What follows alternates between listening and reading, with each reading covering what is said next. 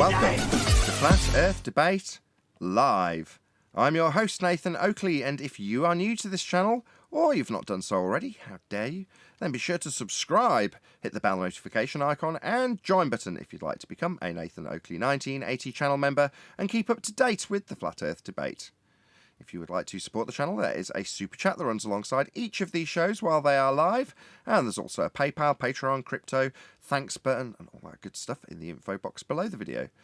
Most importantly, if you'd like to join the discussion, simply mute the page you are currently watching, then click the link in the info box below this video to join the panel and express your views on the nature of Earth.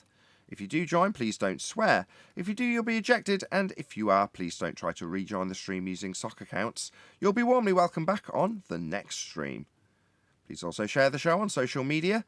Sharing the show obviously increases the live audience, but this in turn increases the chances of a more diverse panel, so please share the show on Facebook and Twitter. Now, we are joined by Arwin, Brian, Neil, 10th Man, Refracted Curvature. Did I miss anybody? And a whole bunch of people in Discord, so welcome one and all. Let the massacre begin! Good afternoon, everyone. Hey, Hello. hey, good morning. There's no massacre, there's a fortitude of... Is that right? Is that the right word when something's heavily fortified? That's the right word. A fortified building that's got us inside it with armour and guns pointing outwards. And we're going... Why is no one getting anywhere near us? Yeah, they're not getting anywhere near us. Say again? It might be because they're surrounding us, pointing their guns out as well. They're I meant the surrounding us. massacre of the globe. Hold on. What you're saying is, were we to leave the heavily fortified building, then we'd immediately be confronted by people with bayonets. Is that what you're saying? No, I'm saying that they're pointing their guns out from the direction we are because there's no debate. Oh, I see. They're- In a perimeter, hypothetically speaking, around this highly fortified building that we're all occupying, there is a faction called anti-flat earthers. Now, they actually point their guns out towards the fields in all directions, not in towards this fort. Why? Well, because they actually fight with the same argument that we fight with. They require a flat earth and know it because of the current elevation angle argument. So while this analogy started off with us just in a fort and people chucking rocks at us from the outset, no, they're actually pointing their guns out at you, the globe believers, because were you to encounter them, they'd make it abundantly clear that you're going to need elevation angles measured from a flat plane in order to have your sphere belief. They know because we know. But you don't know, you're a globe believer, you just think that Earth's measured as a globe. It isn't. Said massacre. I don't mean our opponents. I mean just the globe itself. Nah. You can't massacre what doesn't exist. Nah, you can't. That's true, Arwin. That's a very fine way of looking at it. It's not real. It only exists in the mind's eye of the people. So therefore, to get rid of the globe, something that isn't really in existence anyway, you've just got to be of the mindset that you do actually want to change the minds of the masses. Now, I don't know about you guys, while I love the subject and it gives me a lot of joy, and I like disseminating my understandings about the subject to my audience as a YouTuber, I don't necessarily care for changing the minds of the masses. It doesn't really fuss me if I go out on the street tomorrow and everyone aligns with my understanding about the nature of the Earth being flat. But for people like Neil, it's very, very important. Hold on a sec. No. You're missing my point. We massacre the globe daily. Are you out of your minds? I think do. Neil is getting a hard The time. information we got. Well, we do, but from Neil that doesn't deserve that hard time. He just said, let the massacre begin. That's all he said. And now he's getting strung up for it. words have meanings. Choose your words We carefully. massacre it daily. That's because his Rangers lost yesterday. Give him a break. Yeah, I need something to massacre. Yeah, but I think what Neil is saying is pull the curtain back and show the magician Oz, and the people will get it. There you go. You got it, 10. You don't need a massacre, you just need a mass, and you need an acre. by mass, you mean people, and by acre, you mean land, which is a nice segue back into my analogy. So while we might be in this particular location heavily fortified and massacring the globes, as Neil puts it, well, this is one fort, isn't it?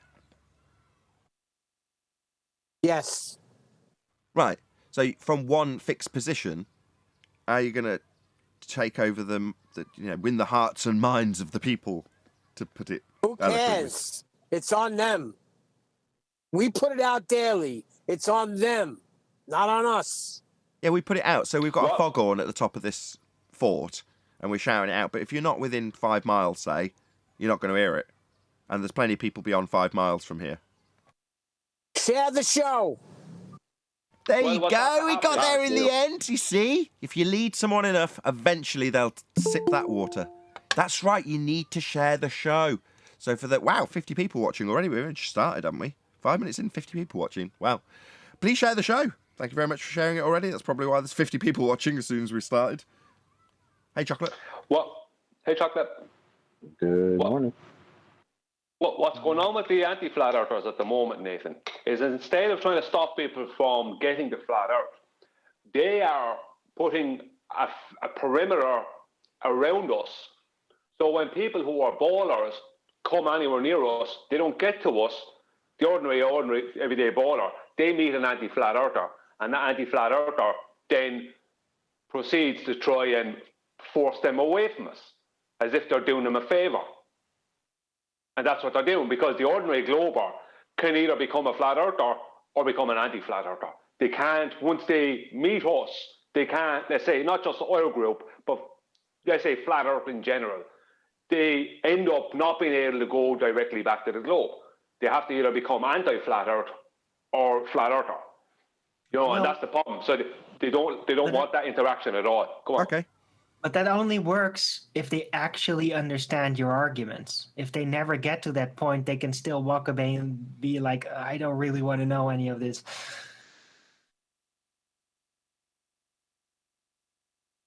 So it doesn't always work. But Well, I was if they gonna prove disagree that with- they understood the arguments, if they gave it back to you, yeah, then it's too late. Now they actually let it inside. Well, Brian said that they've got to be convinced that they're not being done a favour, or words to that effect, when they meet the anti-flat earther.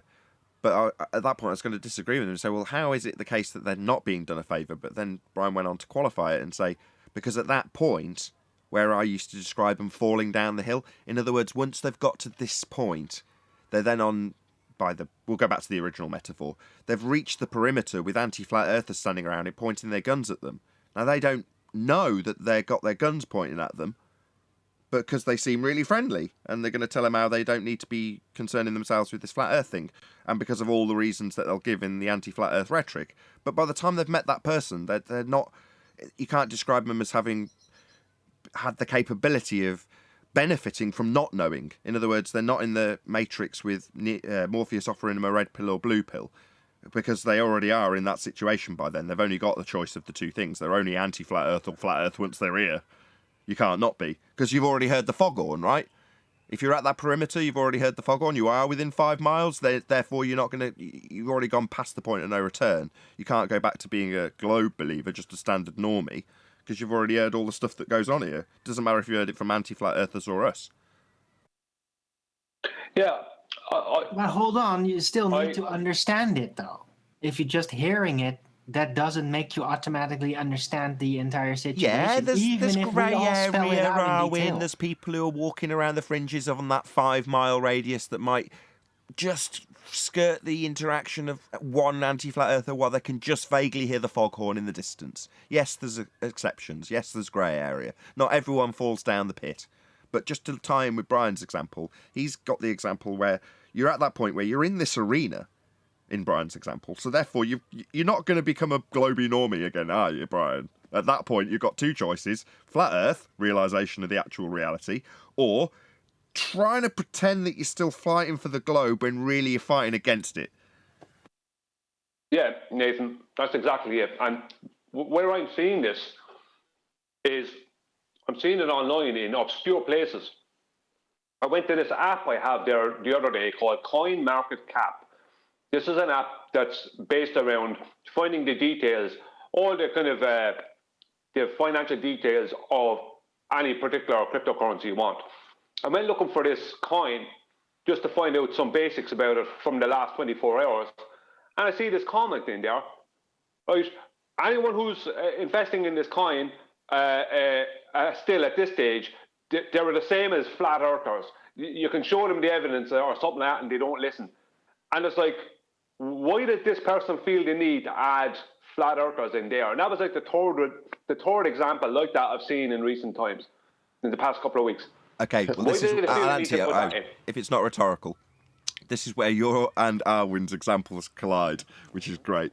So that's the type of person that has been in that grey area that Arwin just described. They're on the fringes. They can kind of hear stuff about flat Earth, and it makes them very, very uncomfortable, right? But then they wander back into Normieville. They have actually managed to escape falling down the pit, or, you know, in this case, reaching the perimeter and maybe even going inside the fort.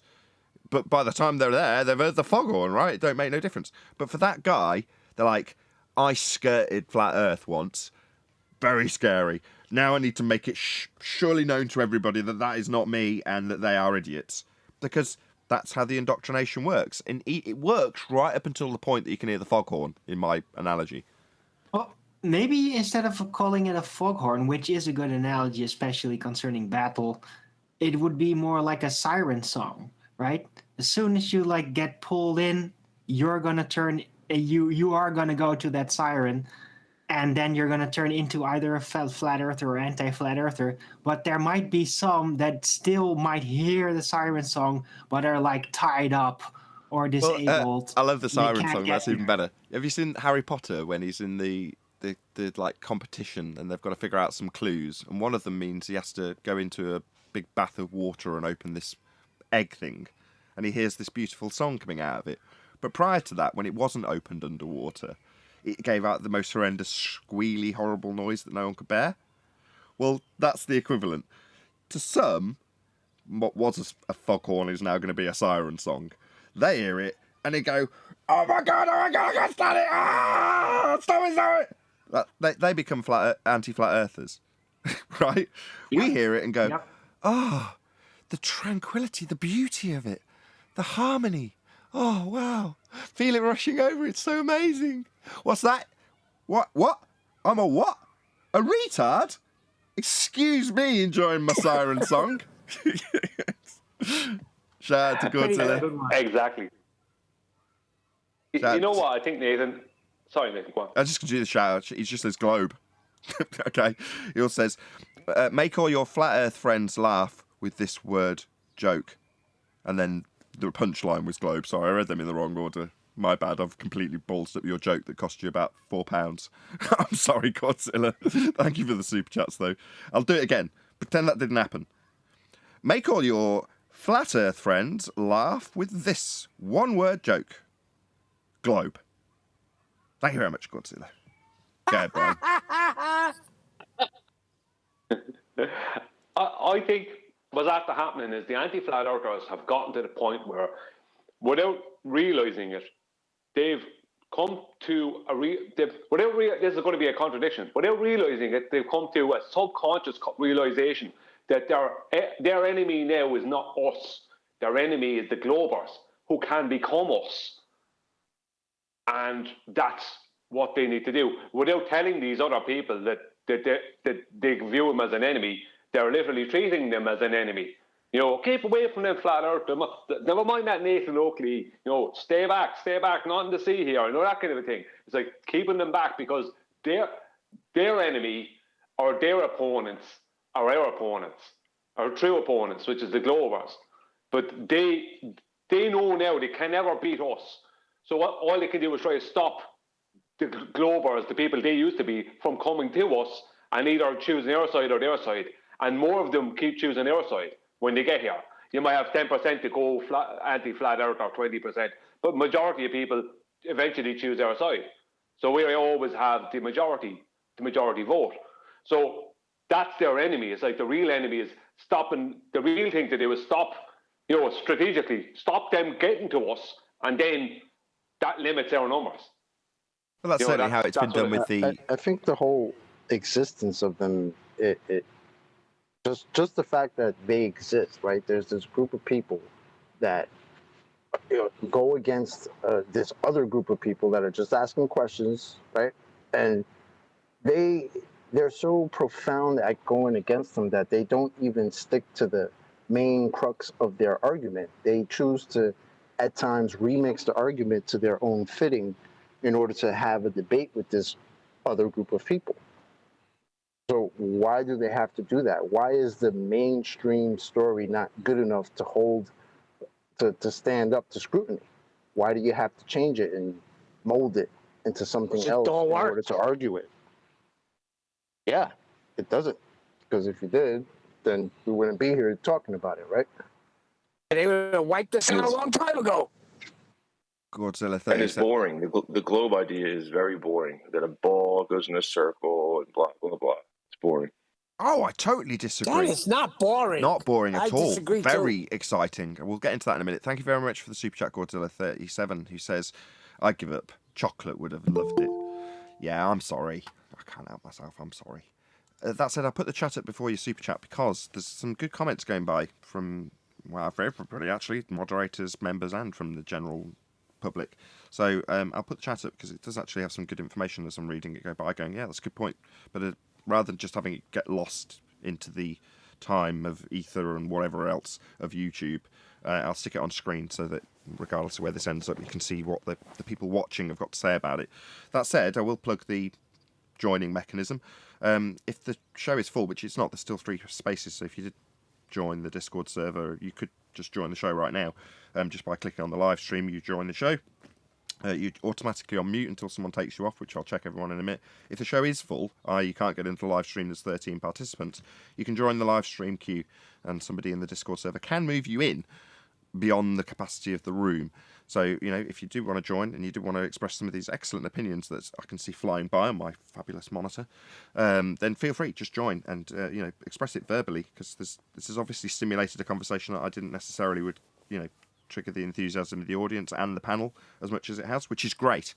But I've got one other thing that I wanted to drop in just before I forget, which is to say that how we're describing this is in terms of the grey area and pushing the fringes away and the anti-flat earthers pointing their guns, and also, you know, they're the enemy now because keeping them away from the reality of flat earth is the best they can do when they can't win. Well, all of those things are exemplified by the way that YouTube is structured. Got to be careful here in terms of not breaking any YouTube community guidelines, but nevertheless, we are considered fringe. That is the category that flat earth, true flat earth, not anti-flat earth, sits in. And in the description that I think Neil or was it you that gave this? I can't remember. Gave a minute ago. The best solution is to keep our opponents, anti-flat earthers, as a ring around us, so that they can push what is truly the enemy, normie globers, getting anywhere near us. And if you do a search for flat earth, that's what you will find, anti-flat earth content. While we're shoved into the basement nether regions, still allowed to be monetized, but nevertheless very difficult to find, anti-flat earth opponents with the same titles and tags will make it to the forefront of those searches, which effectively is the description, albeit without much better analogies and forts and guns and stuff, which was much more fun. But, you know, in terms of the YouTube algorithm, how it presents information to you, as a normie general member of the public, even if you've accidentally had this subject become part of the forefront of your mind, and then you happen to search for those subject matters, you'll be presented with, you know, the best line of defence that they can offer, which is our opponent's opinion before ours. And then at best you'll be turned away and become that guy who's like, oh, why would you invest in this Bitcoin? It's like talking to flat earthers. You become that guy, the guy who's bounced off the wall of anti-flat earth, not got close enough to hear the foghorn, will never get near the fort to see us and have us convince him otherwise, just potentially have a few questions that get immediately addressed with the newest layer of bullshit from the anti-flat earth camp surrounding us. Yeah, they need to keep. They need. I'm back feeding on someone there. They need to keep the ordinary everyday globers away from us, because when they come near us, not only will we have it easier than ever to absolutely destroy any arguments they bring, but we also can show them logically and physically, geometrically, how they're completely wrong. And then a portion of them may become anti-flat earthers, but they know the majority of them are going to go, no, this globe thing is wrong, flat earthers are right. Now, some of them might go towards Bob Nodell and the stuff he says. They may not all stay here, but the point is that they won't be believing in a globe, and that's the scary part for our opposition. Our anti-flat Earth opposition. They need to keep our numbers down, and the best way to do that is not to show the world them getting bet by us in debates, or them bringing stupid arguments our way and us laughing at them. That's not the way. The way is to stop all those other normal people from getting near us. That's what it is, isn't it? Indeed. Anybody else got any comments on this? Doesn't seem to have Well, inspired anybody to join. Got to be honest. Hopefully they will. I was going to say, isn't it sort of like a physical expression of cognitive dissonance? Perfect. Go on, whoever it was from Discord. Sorry, John. Yeah. There was. Go ahead. No, we're waiting on you, Don. Go ahead. Oh, I didn't know it was echoing. There's an observation. I've been studying it for quite some time, and I wanted to share it. I wanted to get more things together before I shared it on the show, but I've been looking at rocket footage, images from the so-called ISS, and I noticed one thing, and I dubbed it, I named it like Circumference of Light. So a small local sun would cast a circle, if you will. And as soon as they put the sun in a different density gradient or a different, you'll get the incident of light. And as soon as the incident of light hits the molecules, it'll spread. It's called Rayleigh scattering, short wavelength, long wavelength. And it will cast a circle. Now, I have a couple people that have been helping me out, to mock this up in Blender. And I'm not saying it's proof, it's just evidence. Higher you go in altitude, more pronounced that circle or max visible distance of light, if you will, would appear as a sphere. My question to the Globers is, how do we determine the difference from actual sphere Earth curve at high altitudes versus the circumference of light over a flat plane? Very interesting. And I have demonstrations, I have stuff, clips if you want to check it out. It's just light in general, has nothing to do with the surface. But it does appear as a sphere higher you go. Demonstrations on a YouTube channel that I can promote. Yeah, it's Blender. It's on That's Tough TV. On what? It's called That's Tough TV. Non-YouTube related. Yes, non-YouTube. Okay, so I will post something in main chat right now. It's a little 19-second clip in Blender. Okay. Can someone grab this from Discord and we'll have a look at it? Yes. I think I understand what you mean though. Did everyone follow along? I thought he was fairly concise in describing what he's about to show us. So it's right there. So. I think it's a great point. Yeah. So the thing is, right? I didn't hear it. So with like refraction, right? Well, don't go through it again until we've got the imagery up. So we'll go through it again, and hopefully we'll have some visual aid to understand it. I think I understand. I may not. Let's not be too hasty about me saying I wouldn't be able to paraphrase it back to my audience at this point. Let's put it that way. Don, are you including Rayleigh scattering in what you're talking about on the globe side of what this Rayleigh scattering? Well, Rayleigh scattering is it's just the incident of light. Even if light is in water, right? Well, the incident of light through water, through air will change. It will refract and diffract. It'll scatter. I mean, when Globers put the sun, it's regardless of the medium. I use their argument against them in some cases, right? It's like playing, devil's advocate. But when you put the sun in a different medium, you will have that incident of light, and light will scatter, and it will produce a circle. The reason I asked you about that Rayleigh scattering thing is that Rayleigh scattering. Now I understand it, and I can't say it's right or wrong, but it is something that they've used to explain why the sky is blue. If you know what I mean. But yes. I think that was something that they needed to come up with to explain why the sky is blue. That's correct. But I don't know if Rayleigh scattering is... Well, their claim of Rayleigh scattering works with the sun outside of our system and then as it comes into our system, the scattering occurs and then breaks up, and you only have the blue light coming in to your eyes after that effect has taken place. But that description relies on a necessity of the sun at a certain distance and us between it with something to cause the Rayleigh scattering, i.e. the atmosphere. So yeah, you're right, that's their description for why the sky is blue, and as depicted on screen now, you have to make the assumption that the light below the sun isn't a local light, it's a very far distance, and there's a essentially contained but not contained atmosphere that's having Rayleigh scattering give you only a blue remaining light traversing into your eyeballs.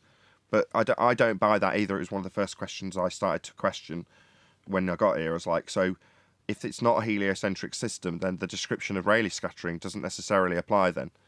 It might still apply. I've obviously changed my tune in terms of it's not true. It might be, but that's something that's only required because of their setup in heliocentrism, which once debunked, you can automatically, as far as I'm concerned, discount their explanation because it works within the heliocentric construct.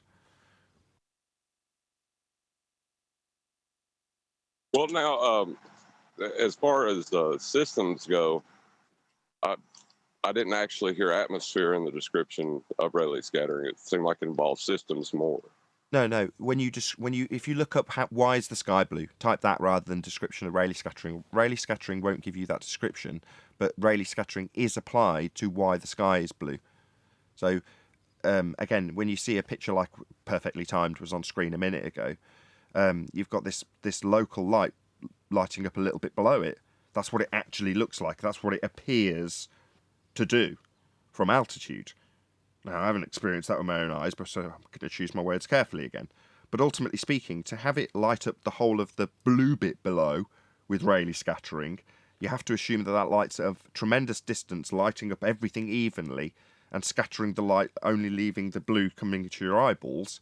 That's their description. As soon as you see a picture that shows it's apparently local, then that goes out the window, doesn't it? Well, that's what I was going to ask is, because it sounded like in the description you gave, all it requires is the source to be external to the system. Did I hear that correctly? No, that's what's necessitated by the heliocentric system. It doesn't necessarily mean that fits into the description of Rayleigh scattering. It's just that's how it's applicable to a heliocentric system. Just to add something to this, unless you have something else to say there, John, I don't want to step in our code. Well, what I was saying is the heliocentric concept can take that description and apply itself within it. But does that mean that that doesn't mean it's heliocentric? But I was just saying, no. Is that a proof that the sun is external to the system? No. Or the source? I'm sorry, the source of light, not necessarily. Well, it is in that description, yes. Well, if like, go ahead. No, you go. I go after you. Go on. No, it's slightly. I just it's plain devil. It's like reverse engineering, if you will, right? There's flat earthers that will. I don't know where the sun is. We don't know where it is. I don't know. You know? I don't know. But I use reverse engineering on the argument to state my claim of the circumference of light over a flat plane, if you will. Yeah, you'll get snail law, you'll get refraction, you'll get snail's law, refraction, diffraction. Higher you go, that's why the moon seems smaller. It's a less dense medium. Higher you go, right? That's true. Yeah, the moon seen from high altitude balloons is often a little tiny little thing, and the sun is just a white circle. You know, that's what it looks like, doesn't it? White circle. Right. And to add to it, right? So refraction is where light bends, or just for argument's sake, bends to the denser medium, right? So a curve down, higher you go, because it's like what 14 psi at mean sea level. 30,000 feet, 50,000 feet, 4 psi? So the light will curve down, depending on the aperture of the camera or the camera lens, if you will, and the angle you have it, it will appear as a sphere. And I have images. I've been looking at rocket footage. I've been looking at all kinds of footage, even at Mange, that what Mr. Sensible's video he had. When I looked at it, I'm like, it looks like kind of like a pizza. I'm not saying the Earth is a pizza, the bottle. I'm just saying that portion. See, we've seen a 360, not just with our vision, but the circle of light. Right. Just one minor correction just for Brian. When you say you see a circle, if you look at it over time, it's a bit like the movements when you describe the movements of the wandering stars and having them go back on themselves. No, they don't, but in terms of where they appear in their pattern, that's what they're doing with relation to the pattern over the course of a week, say. Well, in the same way, have you ever heard the term libration before? I heard it, but I can't remember what it was. Okay, so libration's quite interesting. Again, I can only describe this because I used to look at the moon a lot with a telescope and understood what I was looking for when I looked for this. But over time, as the phases of the moon change, if you were to take it as a circle, then you'd have a certain amount that was visible on the extremities, the edges, if you will, of the circle. Will you agree with that, first of all? You've got a plate, and on the plate there's a pattern, and that pattern's a picture of a meadow. You're only going to have that picture. There's nothing beyond the edges of that picture. So if we call the circle with a plate as a comparison, with a picture on the plate, you only get 100% of the picture, correct? Yes, that's right. True.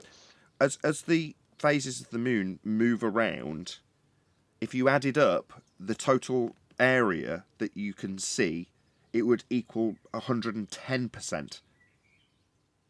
In other words, you're seeing more around what seems apparent around the side of the moon as the phases change.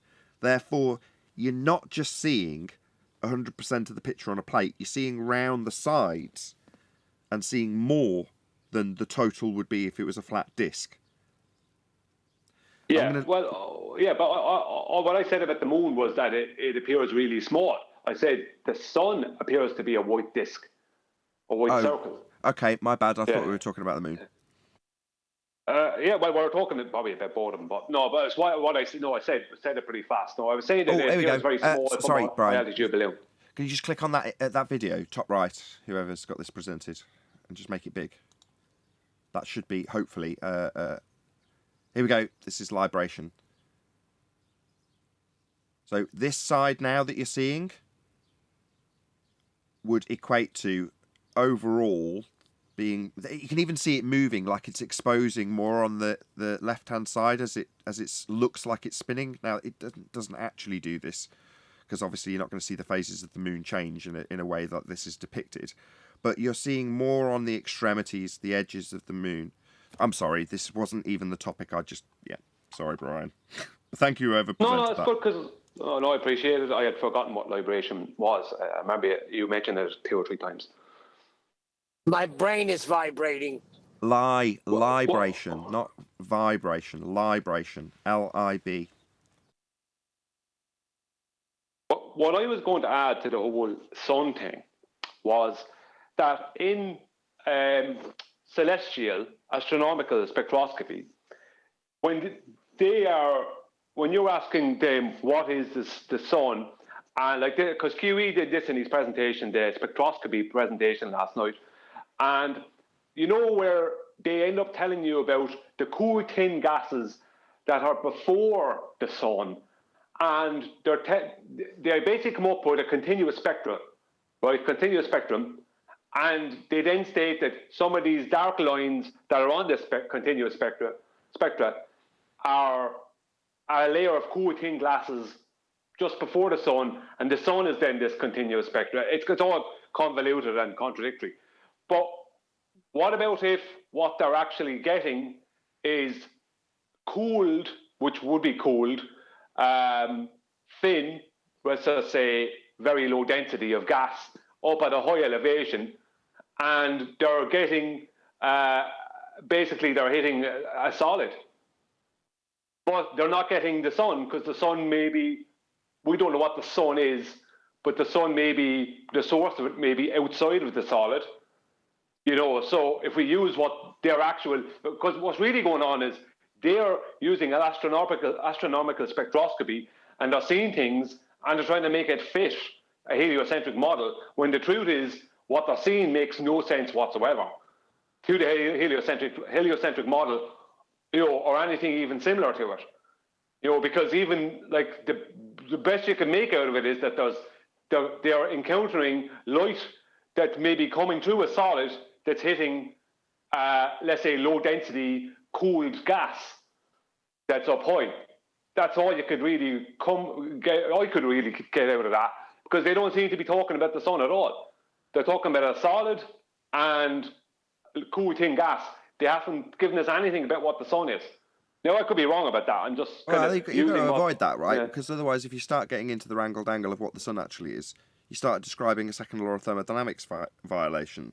You know, imploding gases in a sky vacuum. Shout out to TechMind, by the way. He says parallel zeniths debunk the ball Earth model. They do indeed. Thanks for the super chat.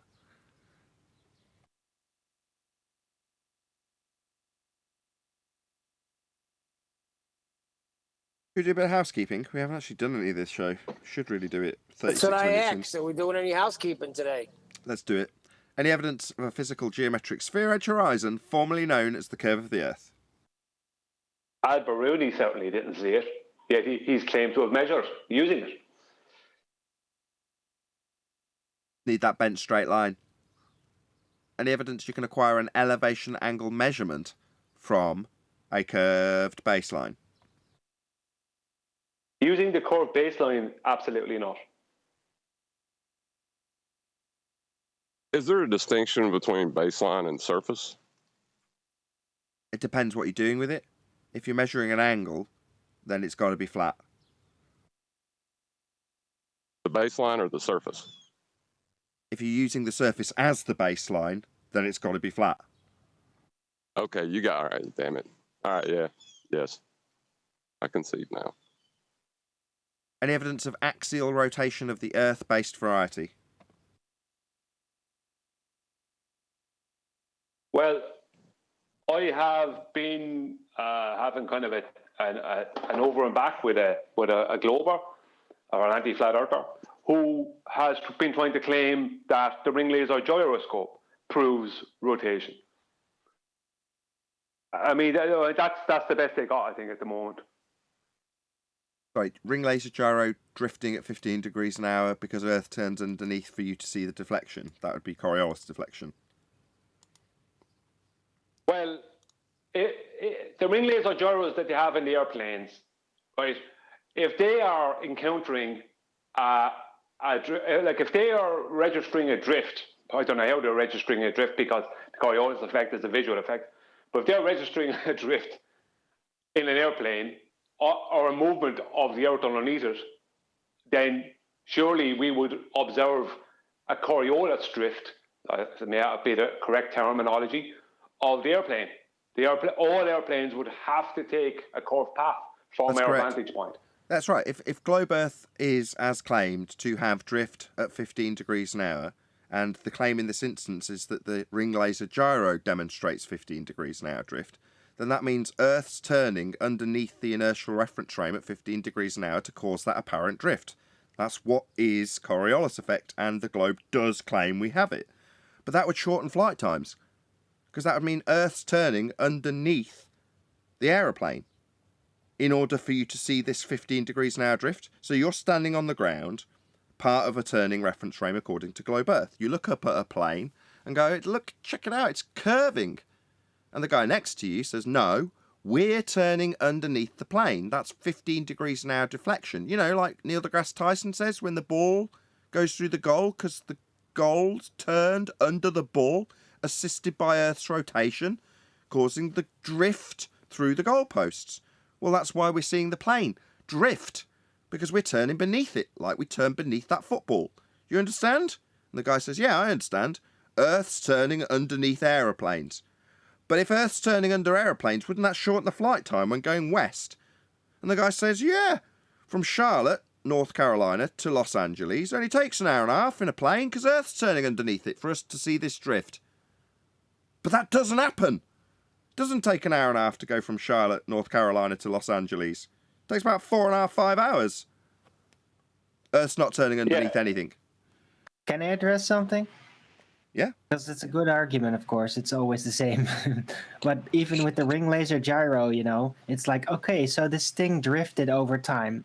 Let's not even address the orientation at which it drifted, which is not going to be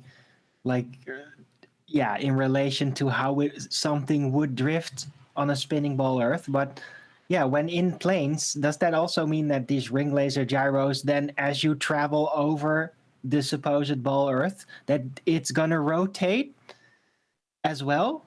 Or does it just drift over time alone, which not an obviously either or. disconnects it from any assertion of globe spin?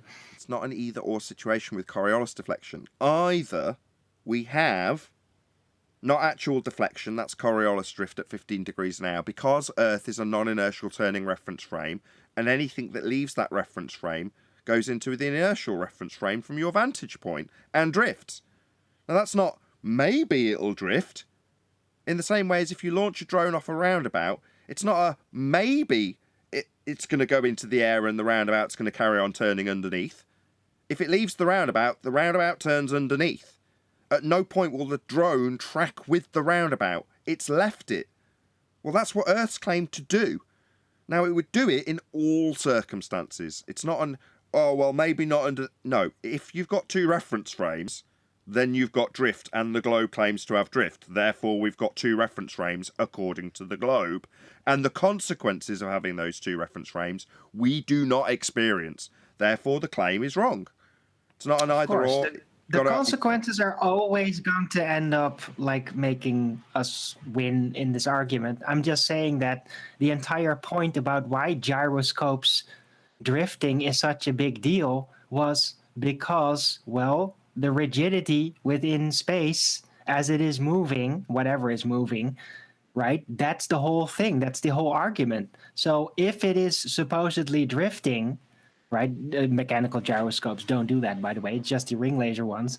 But if that would be then claimed to be because of the Earth being a ball spinning, and that causes the passive drift, well, does that mean it's also going to then turn as you move over the Earth with it? I highly doubt that. Yes, like a roundabout with a drone. Does that mean that you're going to move over the roundabout when you launch the drone by just pushing the up stick? Absolutely not. It's never going to track with the ground unless you force it to. But as soon as you force it to, then you're artificially getting the drone to move at the same speed as the roundabout beneath, and you're carefully trying to keep it above the X it launched from that's stuck to the roundabout. Well, their explanation that it wouldn't happen. No, it must happen. It's claimed to happen. That's your globe claim, 15 degrees an hour Coriolis drift that we don't experience. Simple as that. Right. Well, my part in the argument, I'll leave it. Sorry, I'll leave it after. But my part is just that the claim really is based on gyroscope rigidity in relation to whatever the Earth's supposed to be. And it's not even a complete claim because it's just this passive drift, right? That's not enough. That's not even enough to complete the claim. That's my point. It would be if it happened. Well, it would be if it happens, but I don't think it does do that. It doesn't. I mean, if you're saying a ring laser gyro, which is a piece of tech, doesn't perform the same way other comparable mechanical tech operates, then there's a problem with the tech. Doesn't mean we've got a natural phenomena observed. Absolutely. And I totally agree with that. That was a good point when you said it. It's more likely that's just a technical flaw in the device. Because they're not supposed to be doing that. Yeah, well, figure out what causes the technical flaw. Don't ascribe a natural phenomena of Earth turning to it. Because then it must have drift that exhibits the same in the football, the bullet, the aeroplane, the hot air balloon, the drone, and none of them do. And the mechanical gyroscope. And it doesn't either. Exactly. Even a comparable piece of tech doesn't do it. Just to give a little bit, just to give the audience, and maybe Arwen, if he's interested, I'm not trying to lecture you, Arwen, it's just if you're interested, a little bit of information about the mechanical and light gyros. When they use them, I use the gyro compasses as the example. For the mechanical gyro compasses, they use obviously a mechanical gyroscope. it takes them 4 hours to spin the gyroscope up to the correct RPMs. Right, if they don't spin it up to the correct RPMs, it will precess. And it will precess in the direction that the motor is turning, right? So the only reason that a mechanical gyroscope will precess will be when it's not spun up to the correct RPMs. Now, the Lite gyro takes a half an hour to get to where they need it to be for a Lite gyro compass, when they use them in the gyro compasses, the more modern ones. That takes half an hour. So it's very likely, and I think I've said this before, it's very likely that people are turning on let's say ring laser gyros and other things. Now, even though the whole thing is total nonsense, it's very likely that they're turning these things on, and the thing is precessing because they're using it, they're turning it on, and maybe they're not giving it a chance to get to where it needs to be, that half an hour or whatever they need to do to get it to whatever it needs to be at, I don't know, whatever internals it needs, point it needs to get to. And then they're experiencing a drift, and they're going, the drift is because of ether, or the drift is because of Earth rotating, or whatever. Because I don't know if the ring laser gyros that they have in airplanes are drifting. Sorry, I don't know if they're drifting. I don't know that. I mean, if they're in an airplane, I expect that they'd spin them up on the tarmac and give them that half an hour like they have to do with, I would say, like they have to do with the Lite gyros and gyro compasses. Like, surely they would have to do that. So then, maybe, like, but what you're now doing is you're troubleshooting gyro compasses. Yeah, I know, it's ridiculous. That's correct. But the audience still gets to hear a little bit of logic to go along with these ridiculous claims. Oh, hang on, you're supposed to do this with that anyway. So it could just be a simple thing where they're not giving it the chance to get to where it needs to get. And then they're seeing this effect and going, turn or ether or whatever, when it doesn't prove any of those things for a start. And secondly, it has nothing to do with any of them. Okay, so you're saying it might not even be a mechanical flaw, just a misapplication of use? They just didn't use it correctly? Could be that simple. Listen, they just didn't. Bob Nodell proves Earth's turn. Thanks, Bob. No, he didn't. Not unless you affirm the consequent and accept that if your demonstration of a drift in a ring laser or fibre optic gyro in that instance is claimed to be caused by Earth rotation, then the natural consequences are 2 reference frames, because that's what's being claimed. Well, if you're seeing drift in a gyro at 15 degrees an hour because Earth's a non-inertial turning reference frame, then flight times get shortened, and balls drift through goalposts, and drones whiz away from you 1,000 miles an hour on the equator the second they leave the ground. Now, none of those things actually happen, even though one of them, the football, is asserted to happen. That would be Earth rotation under a football to cause a field goal. Now, beyond that claim, and snipers, who are claimed to have to track their targets because the Earth's going to turn under the bullet after it's left the barrel.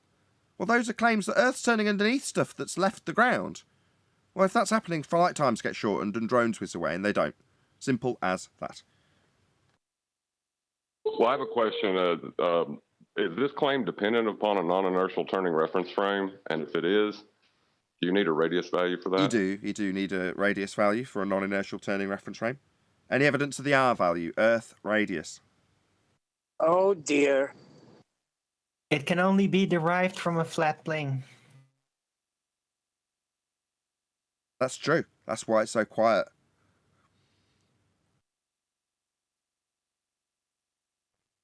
I do feel a little bit sorry for the That can be both an R-win and a ball-win believers. answer, by the way. That's the funny part.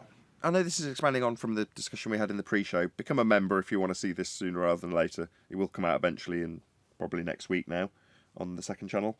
But we were discussing in the pre-show sort of the position that anti-flat earthers, globers, and us in the fortified building find ourselves in.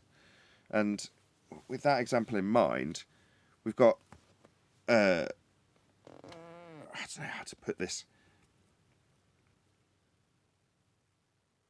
I've lost track of what I was talking about.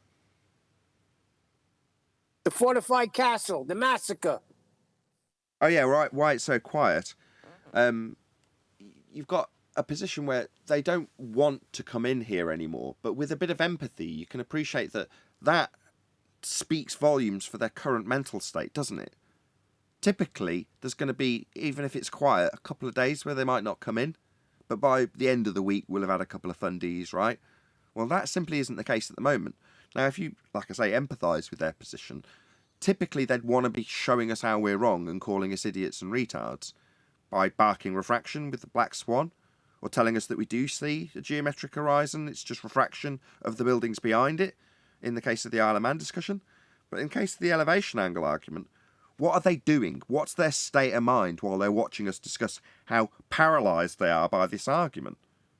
And you've got to feel sorry for them, right? That was my point. I got there in the end. Nope. Not me. Not I. I would feel sorry for them if they weren't so unrepentant.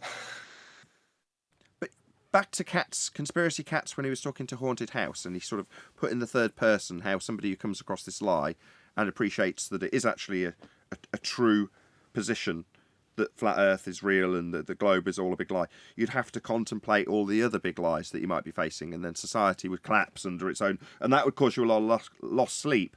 That was Katz's position, although positioning it in the third person to Haunted House. Well, I'm trying to get you guys to picture, even though you don't want to empathise with them, which is fine, I totally get it, what might be their state of mind while they're looking in on this, not being able to come up with any rebuttal for it. Well, their state of mind is probably, I think they're going to get to the point where they're going to want to kind of just join in on the show and conversate. Because I think they're getting to the point where debating has become kind of pointless. Because it's not going anywhere for them. You know, how did they debate for the globe when everything they've come up with for 7 years has been destroyed, and now it's been totally destroyed, as the whole basis for the radius value is based on flat Earth elevation angles, the Polaris. All they have is orthographic view geometry that shows that geometrically, orthographically, it doesn't work. But we don't look at things orthographically. You can't buy orthographic glasses. Everything is seen in a perspective view. You can't, and you're seeing it through the weather, through the air. So you can't, each day could be different. It's just, they have nothing, and that's the problem. They don't have anything that they can really debate with. So I reckon they're going to start coming in for conversations. Maybe. Brian, hold on 1 second. That's what pisses me off. There is no debate, but they'll scream from chat that they would love to debate Nathan without his mute button. Now that shit irritates me. Shout out to Godzilla37 who says, I've read this 3 times and I still don't understand what he means, but I'll read it out as verbatim as I can. Get damages, COD, in he says he wants on. Does anybody understand that? Yeah, he's speaking jive. I just wanted to say, how... Can I say something? How is the boycott working out for the anti-flat earthers not coming on here? How is that working out for them? I mean, have they actually progressed because they didn't engage versus our progress? How's it worked out for you so far? That's what I'm saying, Owen. That was the next thing I was going to... Hold on, sorry. That was the next thing I was going to move on to conversationally. So, further to your typical normal set of circumstances where they'll come in and bark refraction at us or bark geometric horizon with refracted targets at us in previous days gone by and previous arguments gone by, we're not getting the response videos. Now, I look for them, and I haven't seen them. There aren't any. Where's the equivalent to refraction in video after video from Flat Earther, where we have to go in, if you were so inclined, to the comments and say, refraction means you haven't got a straight line anymore, or something to that effect. Where's the videos saying, you idiots, we have a bent straight line to get a geometric horizon and a tangent point horizon and a sensible horizon? Where are those videos? Just leave it to a quick comment you don't understand, and then they move on quickly. No, and the thing, that's what I'm saying. The tax that they use, they make sure it's seen in chat that they would love to debate, but it's your mute button.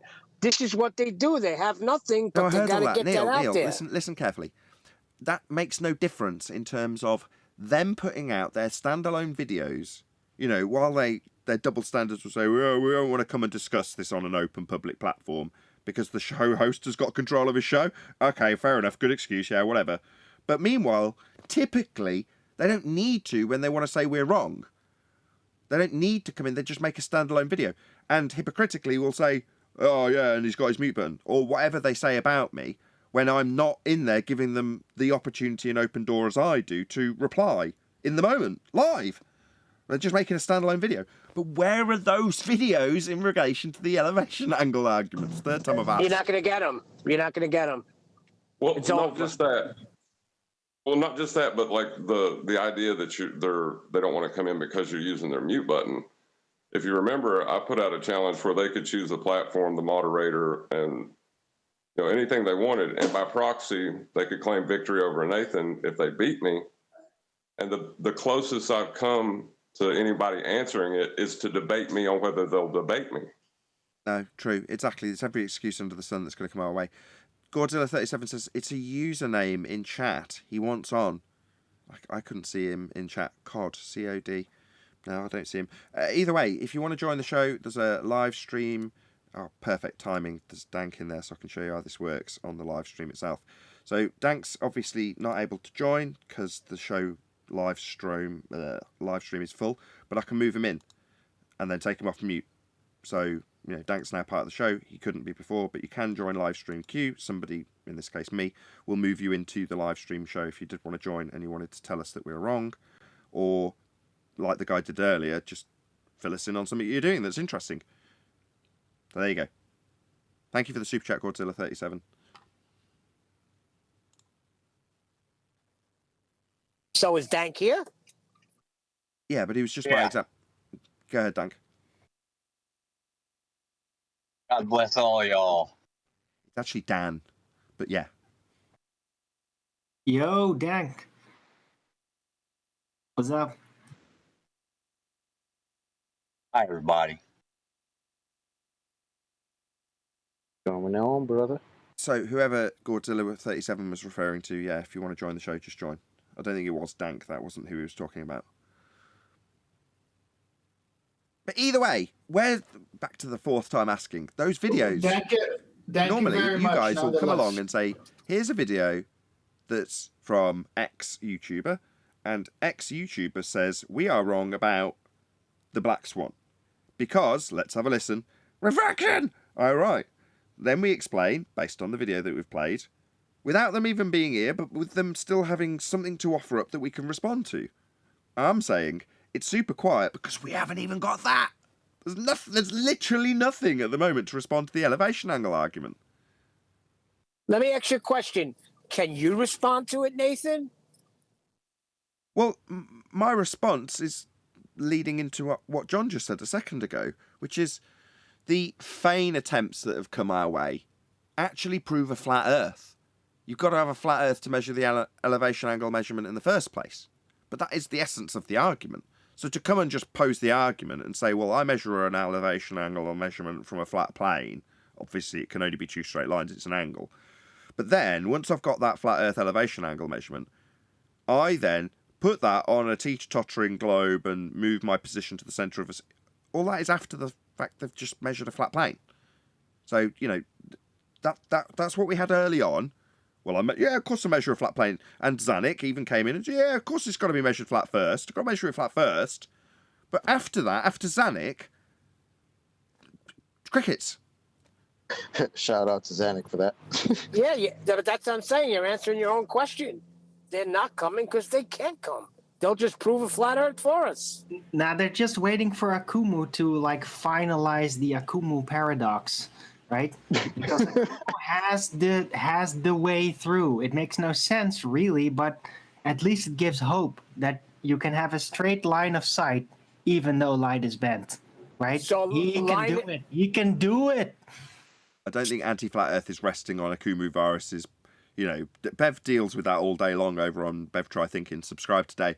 But he's dealing with Bendizontal all day long with other idiots. So I don't think the arbiter of Bendizontal is Akumu virus. That type of doublespeak's been around for a while. I mean, it doesn't help. But at least he put it on the map here, right? At least he came in and actually had the balls to show what he thought. What, double line speed? of sight to the refracted horizon? Line of sight that's straight and bent and refracted and not refracted, and it depends on the day whether or not you'll see Earth curve. Yeah, that kind of double speak doesn't help them, though. That's not a rebuttal, is what I'm saying. How are they going to make all the videos that you're asking about? How are they going to make all these videos talking about now how they have a straight baseline when they have numerous previous videos talking about how light's always refracted? Guys, That's what we're just asking don't for, right? understand. That's what we're asking for. I mean, we're not even saying, come on and face the horror of a mute button. No, just where's your response? If you're saying a Kumu virus, and I'm comparing it to the people on Bev Show, they've been saying it for years, that bendizontal's the answer. Where's the videos about bendizontal as the answer then? I want to see them and laugh at them.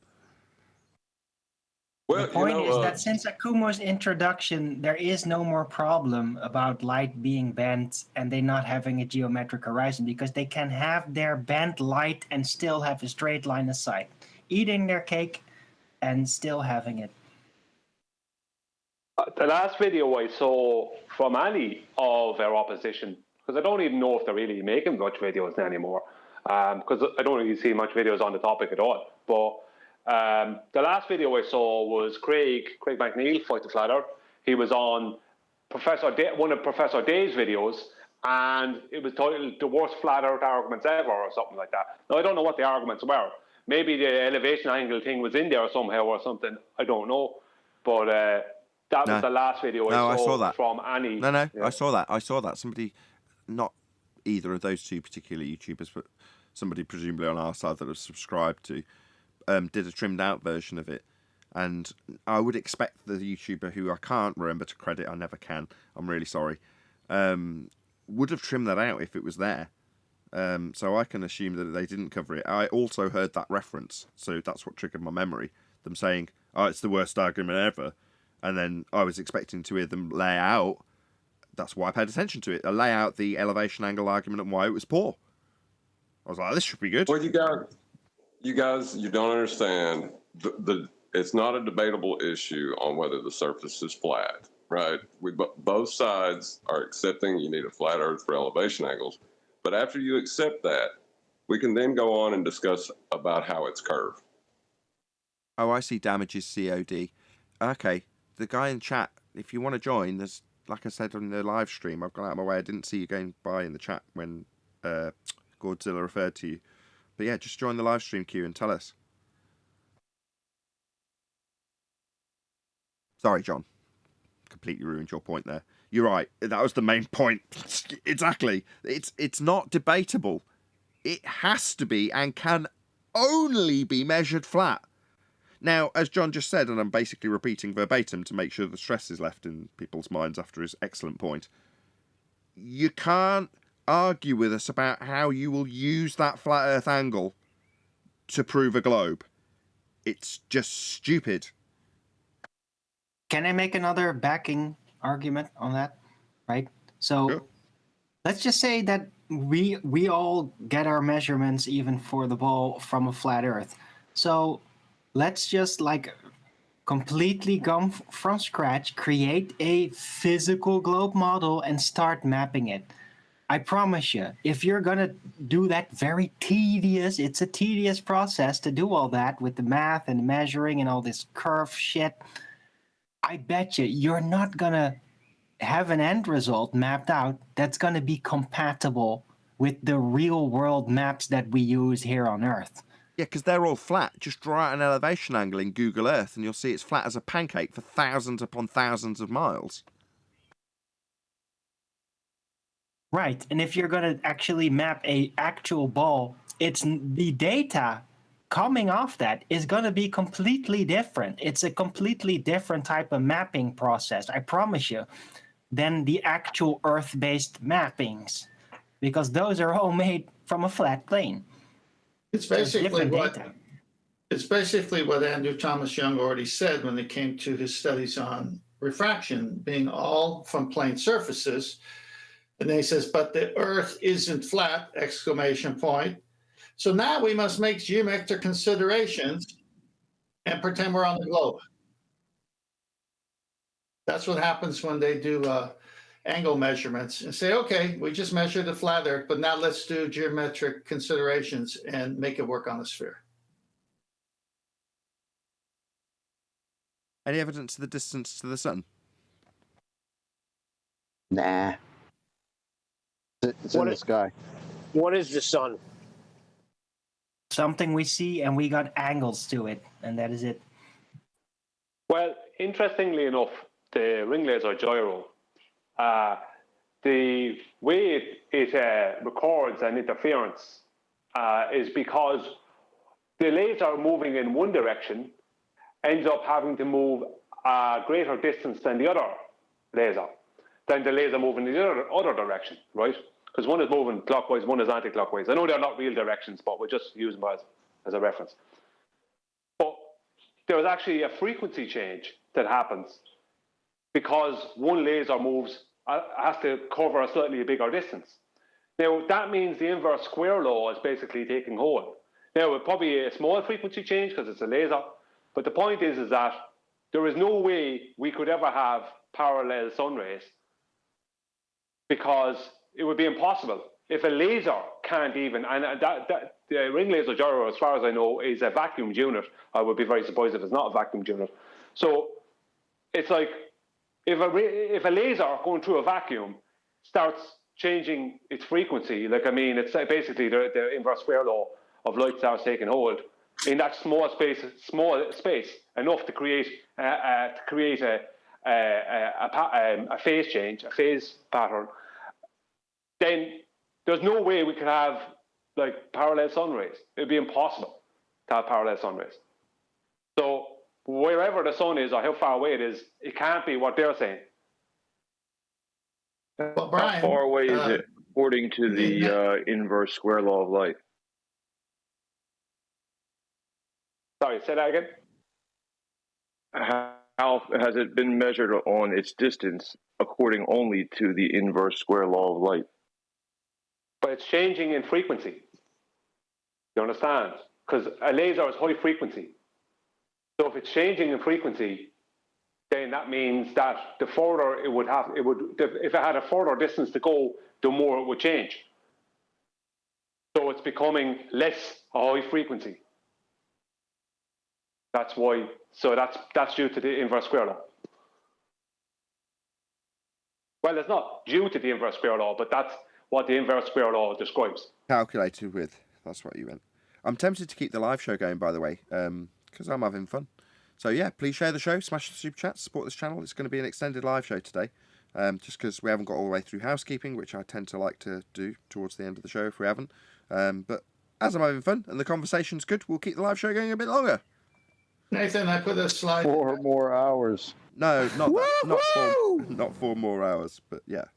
Okay. Nathan, the Master B, I put how the sun. Crepuscular, however you say it. Light coming through a cloud. Got it. Crepuscular. Yeah, this is my Crepuscular, picture. that's the one.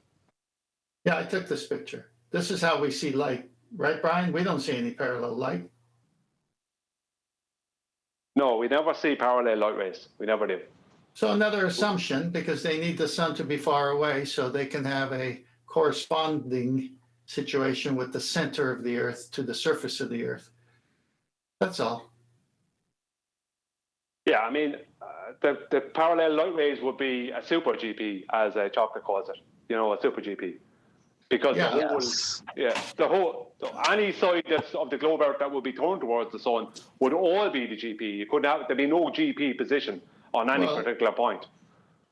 Mark Marquez is Super GP rider, my favorite rider in Super. So there is a Super GP, but it involves motorcycles. Yeah, not Grand Prix. The Isle of Man. Yeah, that's the TT.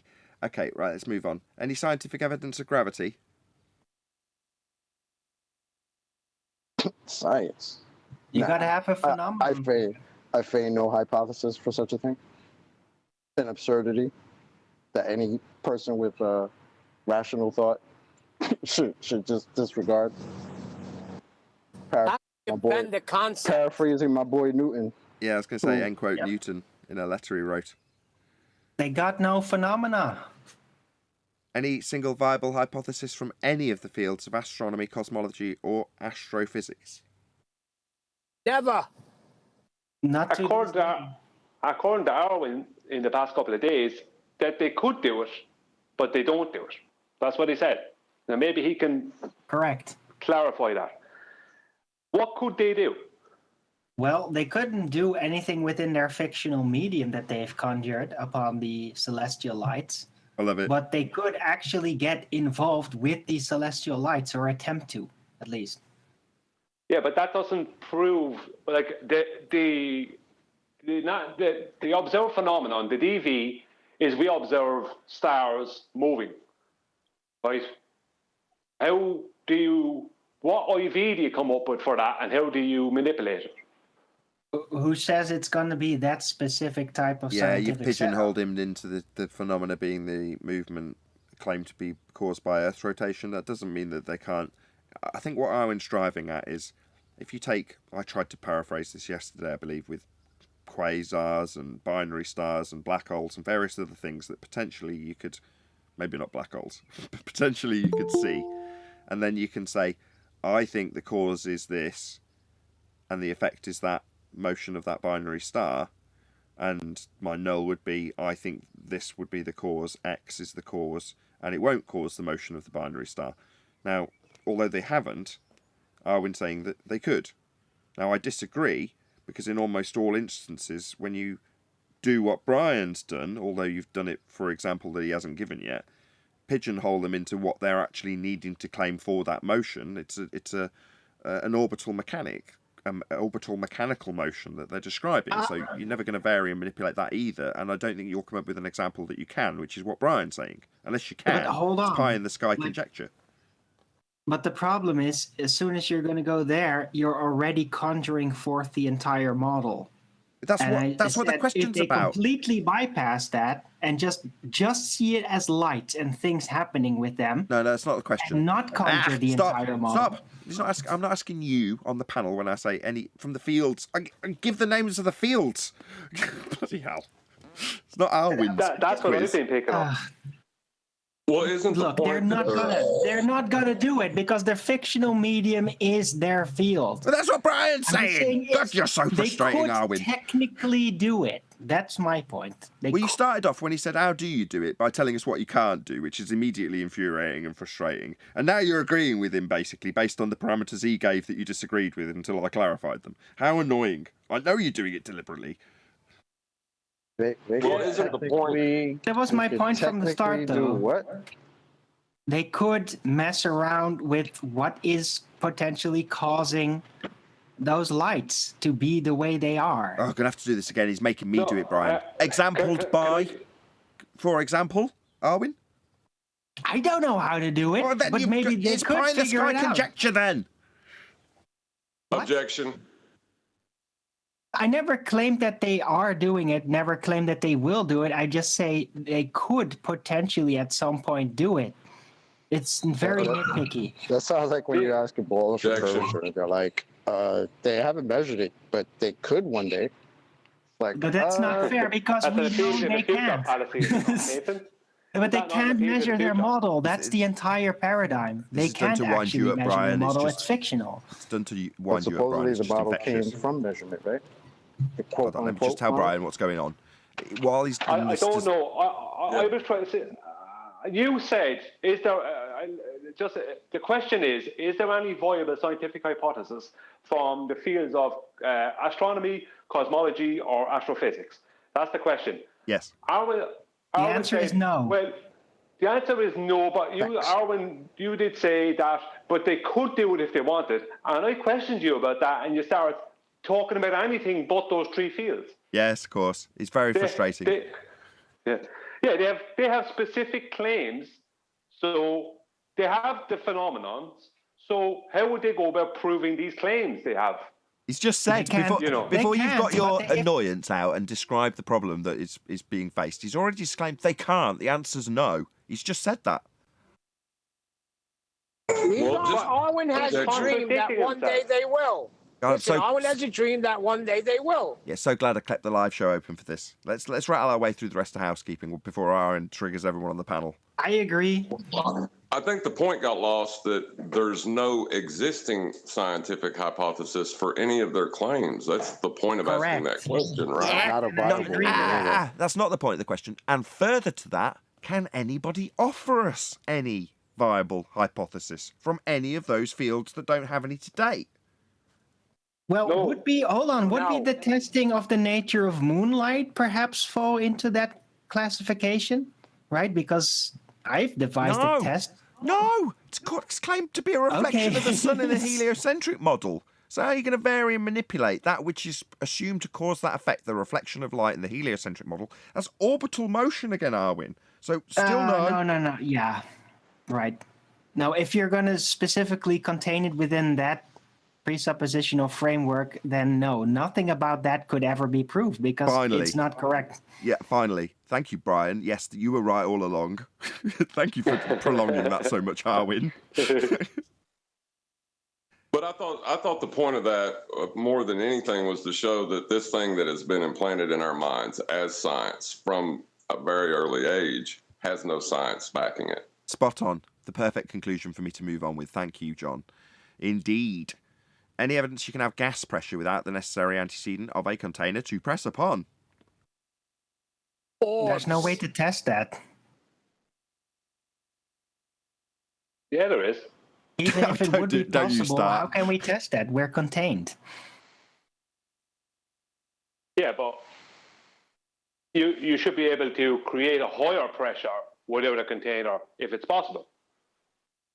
You know, within the basic sea level 14.7, you should be able to create a 16 or 17 psi pressure without containment. But the only way we can do that is with containment. Or, for example, that would require some damn good gradation influence that have to be a lot of heat and cold. He's asking you to show the tire pressure, the nice cushy pressure, be above the atmospheric, in quotes, pressure that we experience, right? The cushy advantages of stuffing more air into a tire. Brian's saying, show those advantages, i.e. the higher pressure, without the tire. Well, that would require potentially an extreme heat source surrounded by a very extreme cold source. And then maybe something almost in that direction. Back to maybe. Convection, you end up with creating. Is a fan considered a container? A fan? No. Nope. Does it increase the pressure? Yes, but it's solid, though. It's solid. It is effectively I'm not going to let John get away barrier. with that. Hold on, Arwin, don't rumpus this. Sorry. The already in existence gas pressing on something to have pressure, does it change that? All right, hold on. That's all I have. That goes back to Arwen's point. There's no way that you could test that. Yes, there is. Because we're already contained. We have to be. We have gas pressure. How can we ever truly test how it could work without a container? Brian just because told we're you. in a container. Brian just told you. Let him repeat it. Go ahead, Brian. Yeah, exactly, Nathan. You should be able to create a higher pressure than the 14.7 without a container.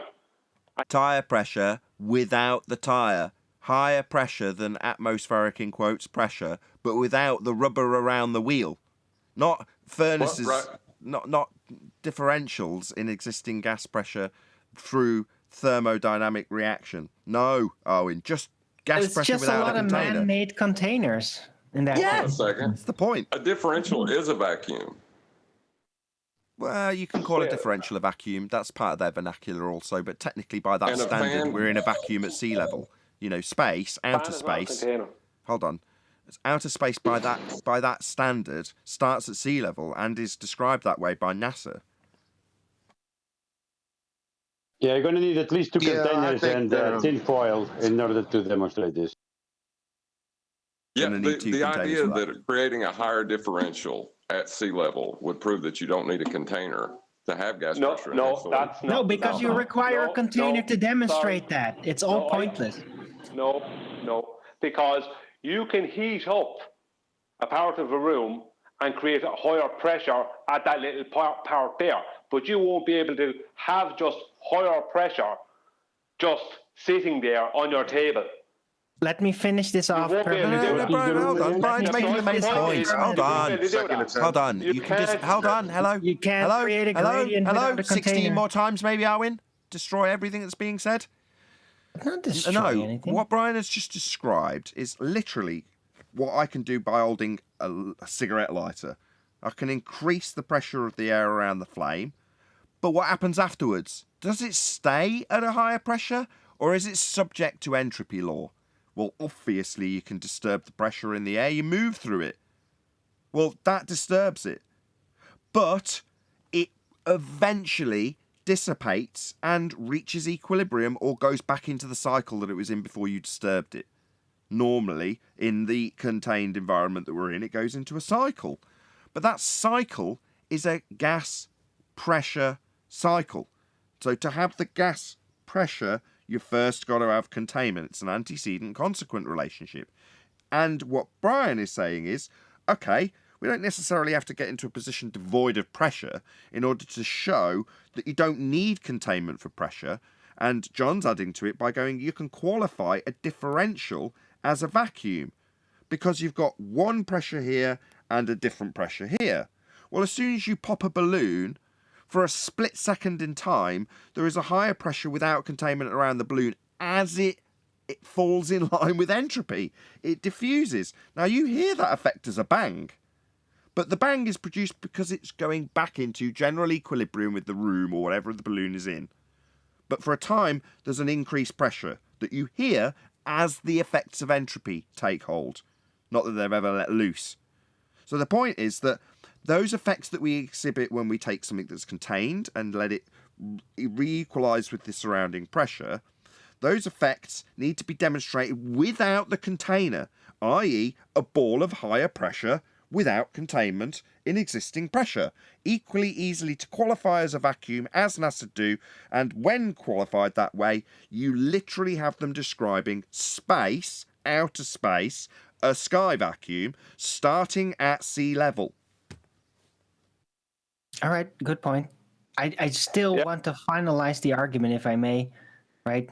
Because, yeah, if you're going to call, like, lower pressure a vacuum, that's moving the goalpost. It's very dangerous in this situation. I wouldn't do that. They do. I So know if they you do. But Right, so if your hypothetical isn't a hypothetical, that's the opponentry that we do actually face. They do qualify in that way. I just said NASA qualify in that way. yeah, that sucks. But It was in the- already. come on, let me finish my It was point. already finalised Come for on. us by conspiracy cats. Without the balloon, there can be no pressure. That's the end of that. Sorry. Right. So I had a final Thanks, guys. point, please. Go ahead, Arwin.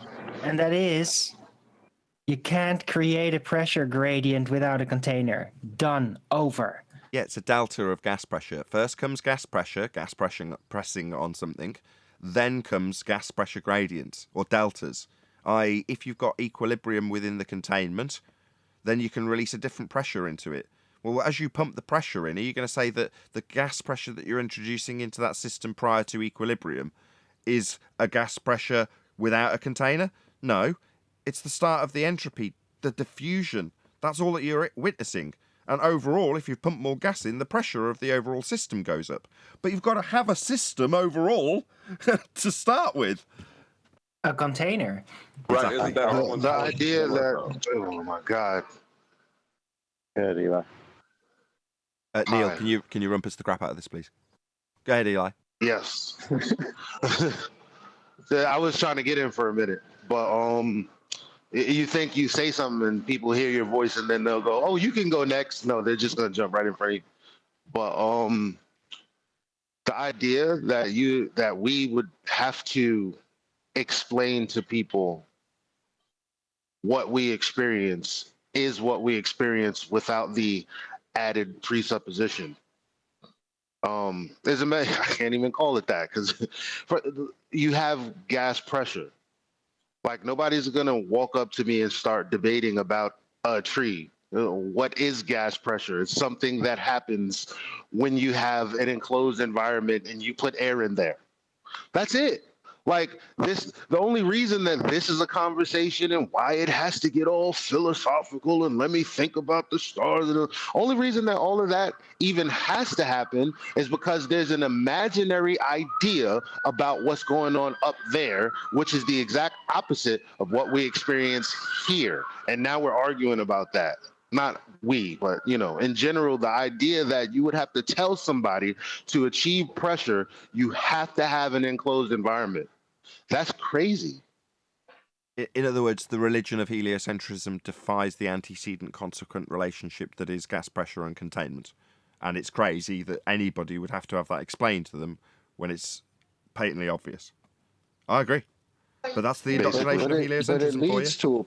It leads to a point of being crazy, right? Because look, you got a guy who, I don't know, is claimed to be a teacher of students, right? And his quote is, without the balloon, there could be no pressure. So this same person later on, when is asked, how can you have gas pressure without a container, decides to say, no, that's not the question. The question is, how can you have a pressurized gas without a container? Apparently forgetting his previous statement of without the balloon, there could be no pressure. So that seems to be a boondoggle that these guys just lean themselves into because it just can't make sense. And that's why it terrifies them. I mean, this is the second mention of conspiracy cats on this show so far. So the first mention was the same guy. We were talking about the guy who had an interview with Haunted House and talked in the third person about how terrifying it would be to contemplate the reality of flat Earth, because it would mean there would be a much greater lie, and that would be devastating to your general normal societal existence. Well, that expression of fear over on Haunted House's channel is also not paralleled, but exemplified by the fact that the guy has that cognitive dissonance when describing how gas pressure is maintained with an example of a balloon, and then being asked, well, how can you have a heliocentric model without containment? And all that you get back is a paraphrasing of the question in some politician's way that doesn't actually answer it.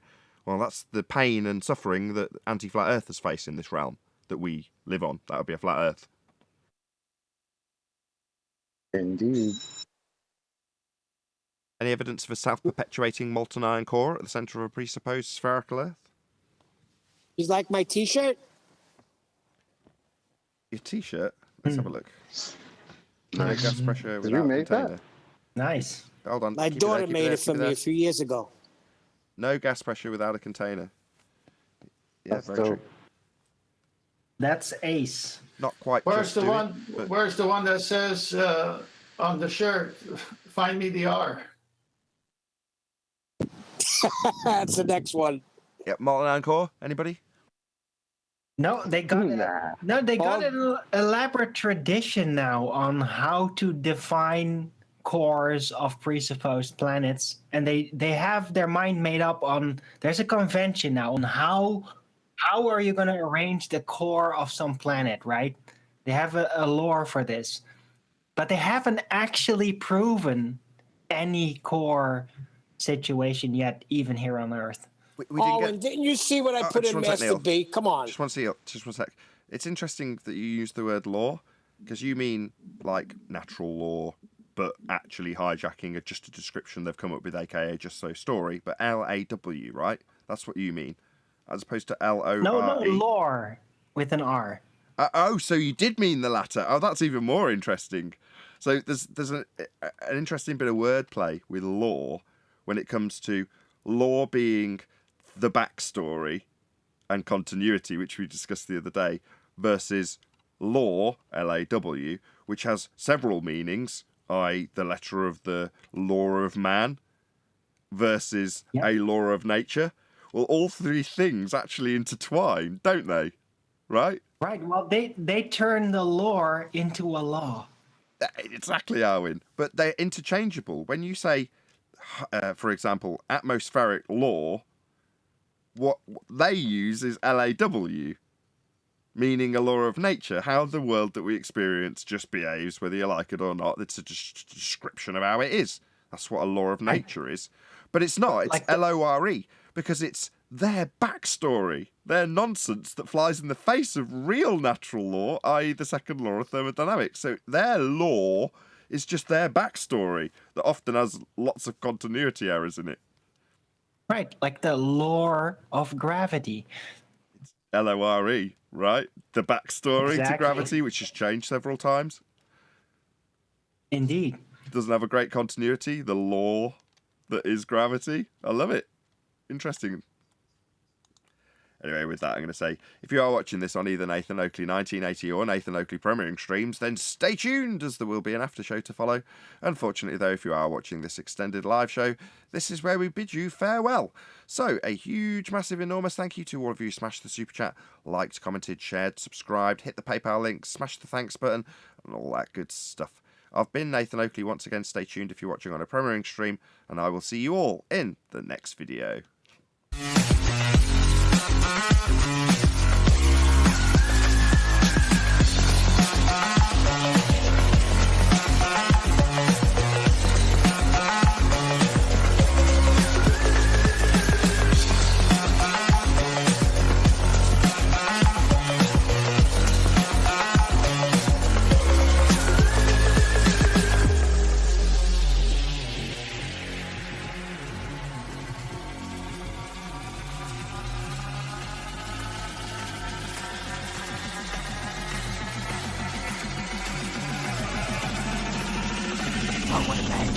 What a lovely day!